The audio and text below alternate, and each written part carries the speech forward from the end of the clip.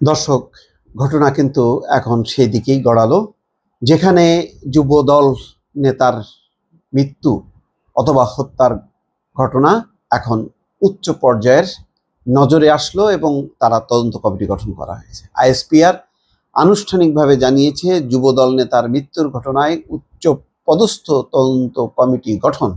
কুমিল্লায় যৌথ বাহিনীর হাতে আটক যুবদল নেতা মোহাম্মদ তহিদুল ইসলাম 40, যার বয়স। মৃত্যুর সঠিক কারণ উদ্ঘাটনের জন্য একটি উচ্চ পদস্থ তদন্ত কমিটি গঠন করেছে আন্তঃবাহিনী জনসংযোগ পরিদপ্তর।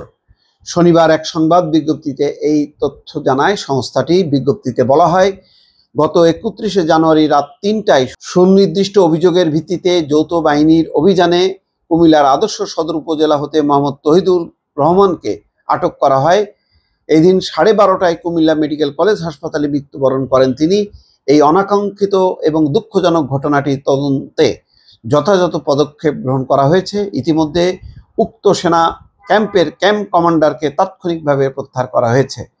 দর্শক, এখানে কিন্তু বিজ্ঞপ্তিতে বলা হচ্ছে যে সুনির্দিষ্ট অভিযোগের ভিত্তিতে, সেই সুনির্দিষ্ট অভিযোগটা কি সেটি কিন্তু এখনো পুলিশ, থানা বা যৌথ বাহিনী কেউ কিন্তু প্রকাশ করেনি। তাহলে অভিযোগটা কি ছিল? তার পরিবার বলছে, তার দল বলছে তার বিরুদ্ধে কোনো অভিযোগ নেই, কোনো মামলা নেই। তাহলে কি অভিযোগ ছিল?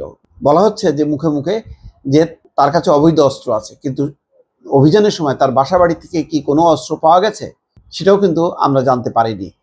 ফলে এটি একটা খুবই মারাত্মক ঘটনা। আমি আগেই বলেছি যে এই ধরনের মৃত্যু, এই ধরনের ঘটনা বিগত আমরা 15 বছরে বারবার বলেছি, বারবার দেখেছি এবং এটি নিয়ে যথেষ্ট দেশি এবং আন্তর্জাতিক পর্যায়ে নানা সংস্থা বক্তব্য দিয়েছে, বিবৃতি দিয়েছে, কিন্তু কোনোভাবেই রক্ষা করা যায়নি, কোনোভাবেই নিবৃত করা যায়নি। তারপরে যখন মার্কিন যুক্তরাষ্ট্র নিষেধাজ্ঞা দেয় র্যাবের উপরে এবং 7 কর্মকর্তার উপরে, তারপরে বিষয়টা কিছুটা নিয়ন্ত্রিত হয়, কিন্তু একেবারে থেমে গেছে সেটা বলা যাবে না।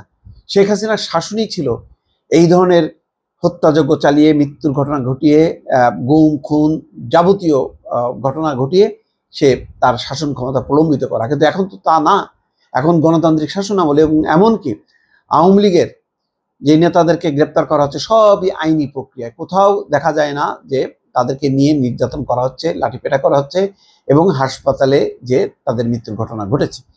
কিন্তু যুবদল নেতা তহিদের ক্ষেত্রে এই ঘটনাটি কেন ঘটল, কি কারণ, সেটি অবশ্যই চিন্তার বিষয়।